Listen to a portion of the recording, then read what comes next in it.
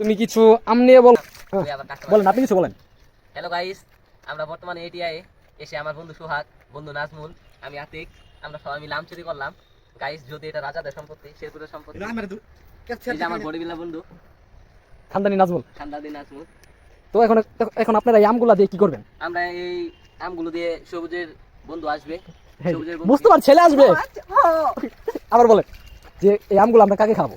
Guys, মুস্তফার ভাই আসবে। মুস্তফার ছেলে। মুস্তফার ছেলে আবার আসবে। বলেন যে এই আমগুলো আমরা কাকে খাওয়াবো? গাইস, এই আমগুলো আমরা মুস্তফার ছেলেকে খাওয়াবো, যে অনেক দিন ধরে আর বউ পাগল মানুষকে খাওয়াবো আমরা। আর এর ব্যাপারে কিছু বলেন। গাইস, আমার বন্ধু কিছুদিনের ভিতর বিয়ে করবে। আপনারা সবাই আমার বন্ধুর বিয়েতে আসবেন। আইসা কি করবো? বউরে রেখে দেবো? কিছু ভালো ভালো খাবার খেয়ে যাবেন। আমি ভাবছি অন্য কিছু। দেখুন এরা কিভাবে আম চুরি করে। Guys, মানে এরা এদের চেহারা নিষ্পাপ হলেও এরা মানে খুবই। গাইস, আমগুলো অনেক বড়, অনেক মজা। এটা তো গর্ব নেই। ঠিক আমার বন্ধু গার্লফ্রেন্ডের সাইজের মতন। সে তো